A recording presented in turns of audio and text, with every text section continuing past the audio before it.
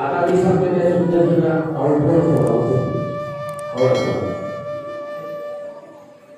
मी सांगतो या सूचनेचं व्यवस्थित पालन करायचं आहे। प्रत्येक मानवाच्या शरीरातून जे शब्द बाहेर पडतात ना त्या शब्दामधून पडणाऱ्या तरंग असतात। तुमच्या या शब्दांना बाहेर पडणारे सारे तरंगांना वेशपूरक रागपूरक त्यामुळं इथलं सारं वातावरण दूषित झालेलं आहे। हे सारं वातावरण कसं झालंय? दूषित झालेलं आहे, दूषित।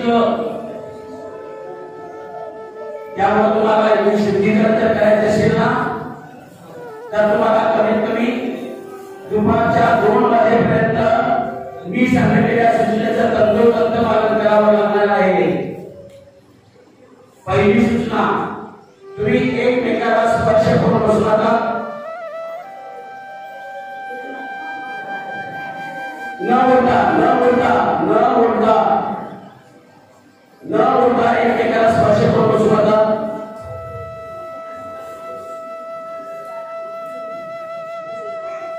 कारण त्याचा असा आहे, प्रत्येक मानवाच्या शरीरातून दर क्षणाला एक शक्ती बाहेर पडत असते।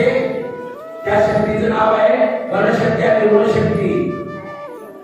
गणशक्ती नेहमी गणशक्तीला मदत करते आणि ऋणशक्ती नेहमी ऋणशक्तीला मदत करते। तुम्ही जर एकमेकाला स्पर्श केला तर तुमच्या इथं त्या शक्तीचा स्फोट होईल। यासाठी तुम्ही एकमेकाला स्पर्श करून बसायचं नाही। दुसरी सूचना अतिशय महत्त्वाची आहे,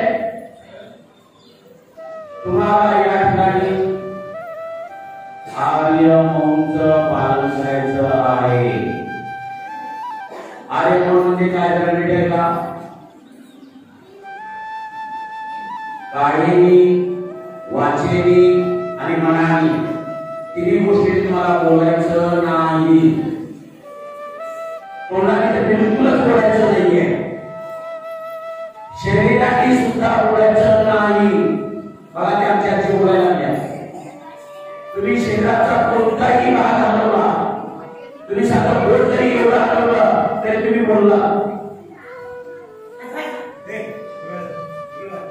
तुम्ही शरीराने बोलायचं नाहीये, तोंडाने बोलायचं नाहीये, मनाने बोलायचं नाहीये। मग मात्र तुम्हाला इथं अमृताचा रस शुद्ध प्यायला मिळणार आहे। तुम्ही जर बोलत राहिला तर या साऱ्या कार्यक्रमाचा रंगाचा अनुभव होऊन जाईल। यासाठी तुम्हाला शुद्ध वातावरण निर्माण करण्यासाठी कडक आर्य मौनचं पालन करायचं आहे। अजिबात बोलायचं नाही, तोंडाने बोलायचं नाही, शरीराने बोलायचं नाही आणि मनातल्या मनात सुद्धा बोलायचं नाहीये। कारण सगळ्यात वाईट मनातल्या मनात बोलणं। कारण तुमचं शरीर इथं असेल पण तुमचं चित्त जर बाहेर असेल तर तो कार्यक्रम सक्सेस होत नाही। यासाठी तुम्हाला कायेनी, वाचेनी आणि मनानी तिन्ही गोष्टी बोलायचं नाहीये। आता सगळ्यात अतिशय महत्त्वाचा निर्णय राहिलेला आहे। या ठिकाणी तुम्हाला आतापासून दुपारच्या 2 वाजेपर्यंत विशुद्ध अमृत देणार आहे। तुम्ही पात्र घेऊन बसलेला आम्ही वाटलेल्या अमृताची धार तुमच्या पात्रातच पडली पाहिजे। तुमचं पात्र जर सारखं हलत असेल, या ठिकाणावर त्या ठिकाणावर सारखं डामाडोल होत असेल, अस्थिर असेल, चंचल असेल तर आम्ही टाकलेली अमृताची धार त्या पात्रात पडणार नाही। सारं अमृत जमिनीवर सांडणार नाही। त्याचा ना तुम्हाला फायदा होईल ना देणाऱ्याला फायदा होईल। यासाठी तुम्ही काय करायचं आहे? शांत चित्ताने बसायचं आहे। आमचे पद्धती येऊपर्यंत सर्वांनी आनापान करायचं आहे। सर्वांनी पाठीचा कणा ताटाने सरळ करा, पाठीचा कणा ताटाने सरळ करा, मान सरळ उंच करा, सर्वांनी मान सरळ उंच करा। अलगद कमळाच्या पाकळीसारखे डोळे मिटा, सर्वांनी मिटा। आपल्याला शुद्धीकरण करायचं आहे या जागेची।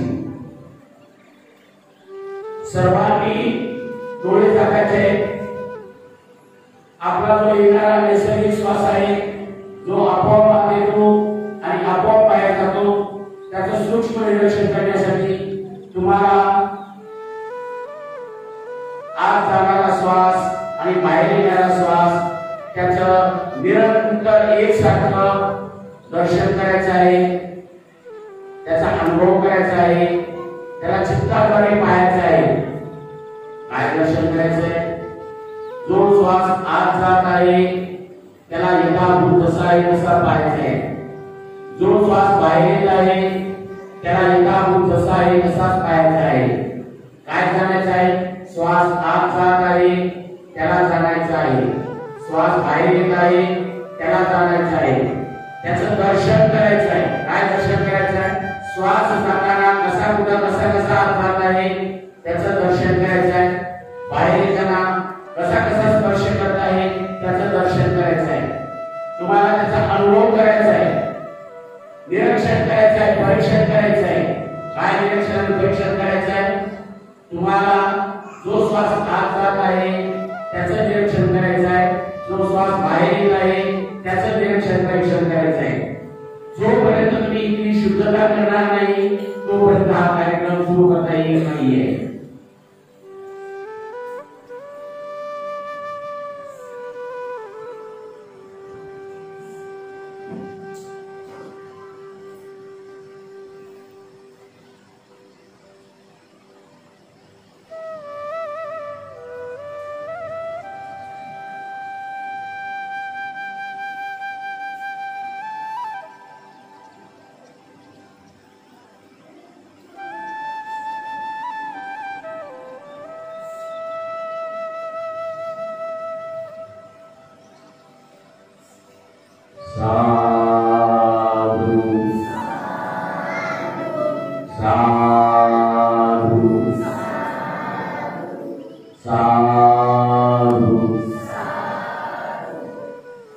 या ठिकाणी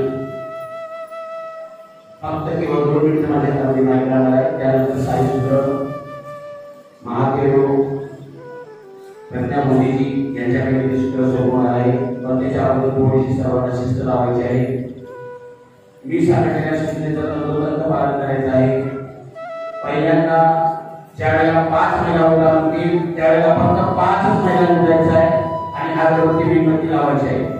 त्यानंतर 5 पुरुषांना बोलवलं जाईल, त्या 5 पुरुषांनी उडायचं आहे, अगरबत्ती मेणबत्ती लावायची आहे. त्यानंतर 5 मुलींनी उडायचं आहे, अगरबत्ती मेणबत्ती लावायची आहे. पुन्हा 5 लहान मुलांनी उडायचं आहे आणि अगरबत्ती मेणबत्ती लावायची आहे. आणि त्यानंतर विशिष्ट पूजा करेल. मी भरत महादेव प्रज्ञा मोदीजी यांना मी तीव्र अभिनंदन करून त्यांना पुढच्या कार्यक्रमाचे सूत्र त्यांच्याकडे सोपवत आहे.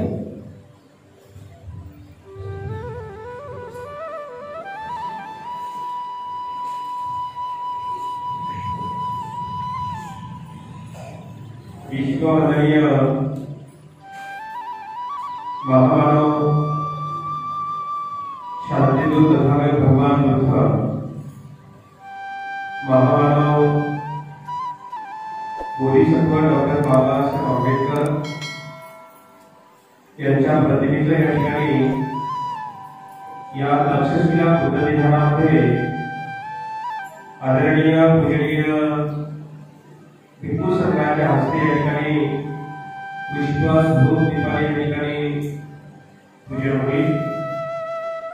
भिक्खू संघामध्ये पूज्य भदंत शाक्यपुत्र अमृतानंद मोदी, पूज्य भदंत सागर मोदी, पूज्य भदंत काशमजी यांना मी भिक्खू या नात्याने श्रद्धा करतो.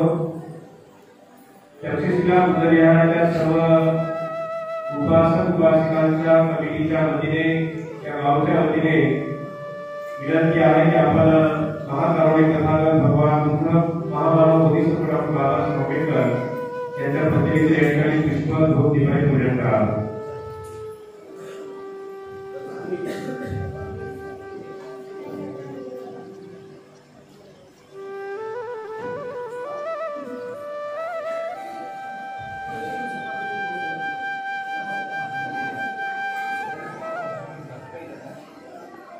आहे का हार आहे का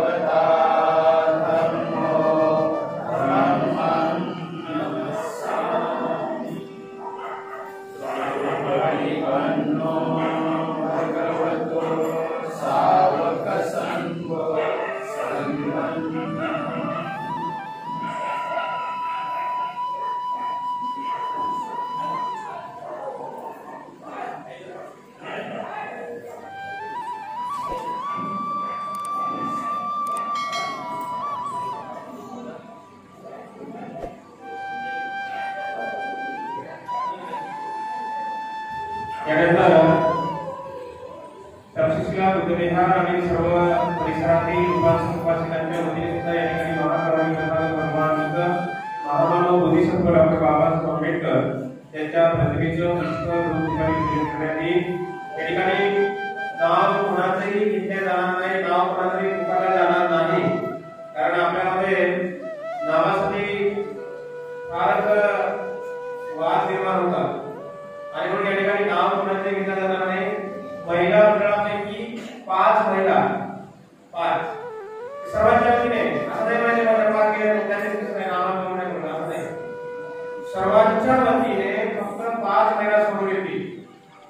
त्या बुद्ध बाबासाहेबांचं पुष्प दुधपाणी पूजन करतील, गुरुवार बसून किंवा अभिवादन वंदन करतील। त्याच्यानंतर 5 उपासक येतील, ते बुद्ध बाबासाहेबांना सुद्धा अर्पण करतील, गुरुवार बसतील, अभिवादन करतील।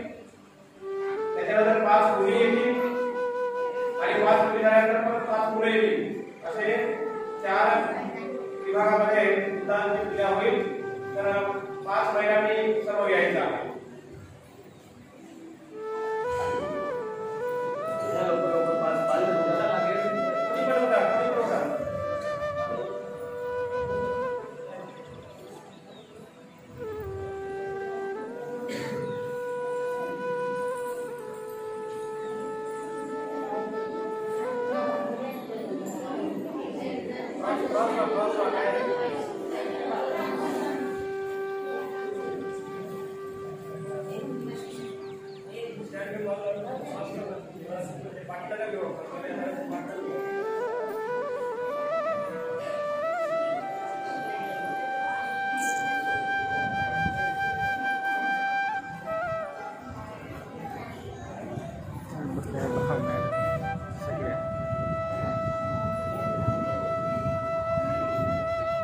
त्यानंतर उपासक मंडळापैकी 5 उपासकांनी समोर यायचं आहे।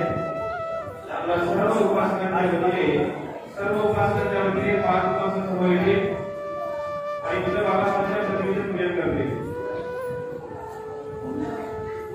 एकमेकांना हात नका टाकू.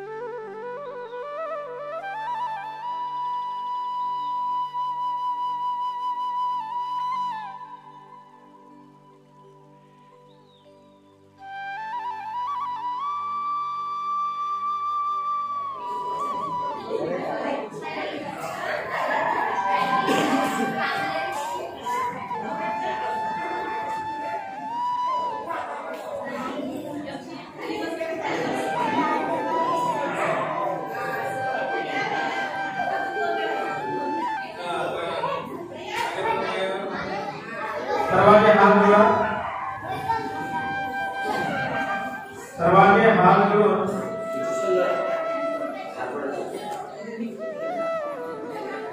या ठिकाणी कृष्णाच्या वतीने तुम्हाला ईश्वर प्रतिष्ठी प्रदान केला जाईल. सर्वांचे हात जोडून देवताच्या प्रमाणे आपण सर्वांनी बोलायचं आहे.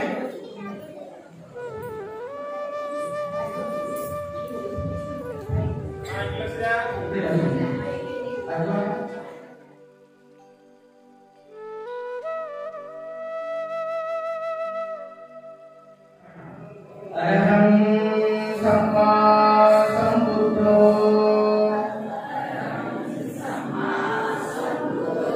भगवान् भगवन्तं अभिवादेमि स्वाहातो भगवता धम्मो धम्मं नमस्सामि सुपटिपन्नो भगवतो सावकसङ्घो संघं नमामि. ओकास वन्दामि भन्ते भारतेन मया कृतं सपराधं कमतु मे भन्ते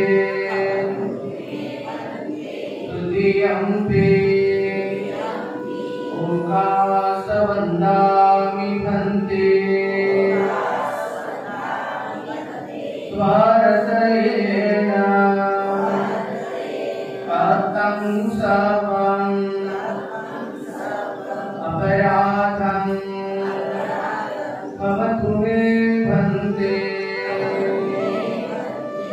तदीयम्पि ओकासवन्दामि भन्ते द्वारतयेन अथं सापा अपराधं समतु मे भन्ते ओकासा अहं भन्ते शरणेन सह पंचशीला धम्मं याचामि अनुगहं कृत्वा शीलं देहमे भन्ते तुतीयम्पि ओकासहं भन्ते शरणेन सह पंचशीला धम्मं याचामि अनुगहं कृत्वा शीलं देहमे भन्ते तदीयम्पि ओकासहं भन्ते शरणेन सह पंचशीला धम्मं याचामि अनुगहं कृत्वा शीलं देहमे भन्ते। यानंतर अति पूजनीय सदंत यश प्रजापती जी महास्तरी उपस्थित उपासक उपासिकांना त्रिसर्गासह पंचशील प्रदान करतील अशी त्यांना विनंती करतो।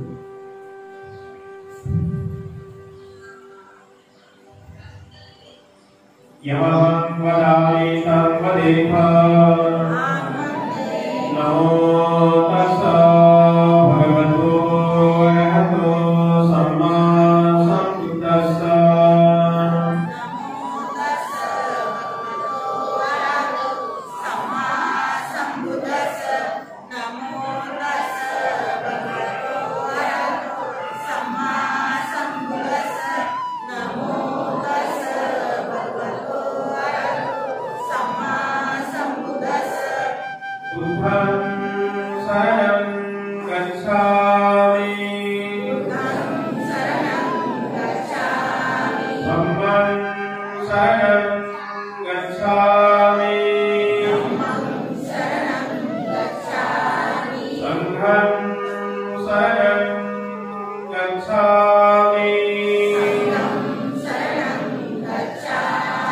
तुतीयम्पि बुद्धं शरणं गच्छामि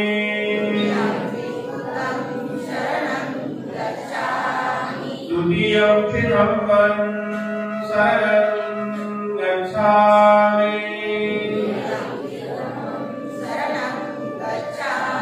तुतीयम्पि संघं शरणं गच्छामि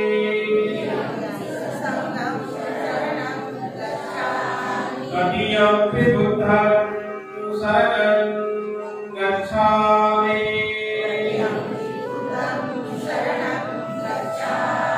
तदीयम्पि धम्मं शरणं गच्छामि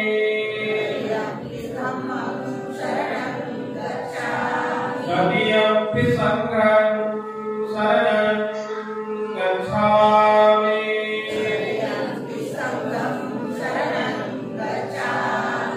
शरणागत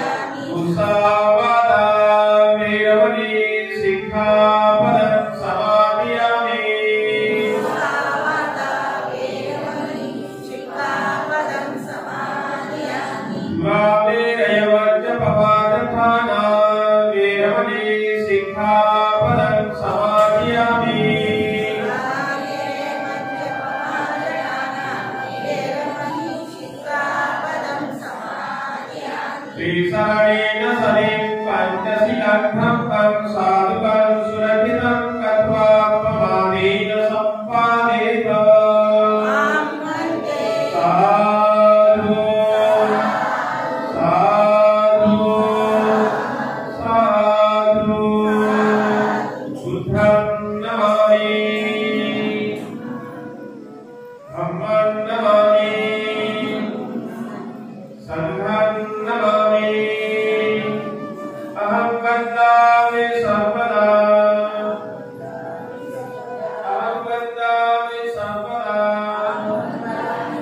अहं वन्दामि सर्वदा या ठिकाणी आदरणीय प्रिय गुरु गुरुदत्तजी महापुरी यांच्या या ठिकाणी आगमन झालेलं आहे. आपण सर्वजण गुरुगावाचं प्रतीचं अभिवादन करत आहोत.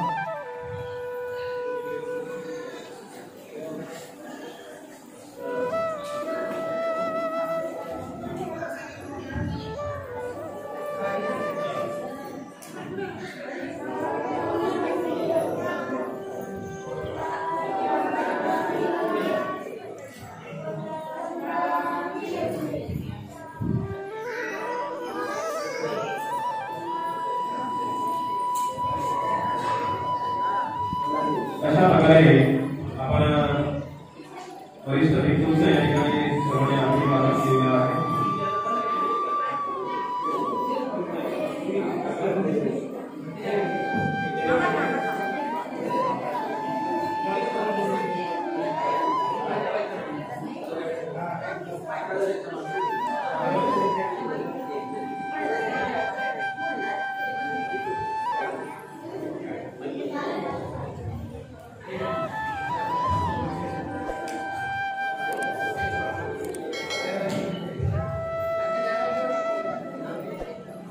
देवा आपल्या चित्तात ठेवल्याप्रमाणे या ठिकाणी 20 दिवसामध्ये कधीच एवढा मोठा संत कोणत्याच विहारात गेला नाही. आपण साहेब पुण्यशाली भाग्यशाली, आपल्या पुण्याचा संचय खूप मोठा आहे म्हणून आपल्याला एवढा मोठा आदरणीय पूजनीय सन्माननीय संघ आपल्याला प्राप्त झालेला लाभलेला आहे. आता तुम्हाला दुसरी संधी प्राप्त होणार आहे. या भिक्षू संघाला तुम्हाला भोजनदान देण्याची संधी प्राप्त होणार आहे, पुण्य प्राप्त होणार आहे. तर आता न बोलता सर्वांनी बाहेर जायचं आहे आणि केवळ 13 मिनिटांमध्ये भिक्षूच्या पात्रामध्ये भोजन करायचं आहे. तुमच्यासाठी केवळ 13 मिनिटं आहे. 13 मिनिटांमध्ये तुम्हाला भिक्षू संघाला पात्रात भोजन द्यायचं आहे. न बोलता उठायचं करून एक अक्षर सुद्धा कोणी बोलायचं. सावकाश बोलून बाहेर निघा.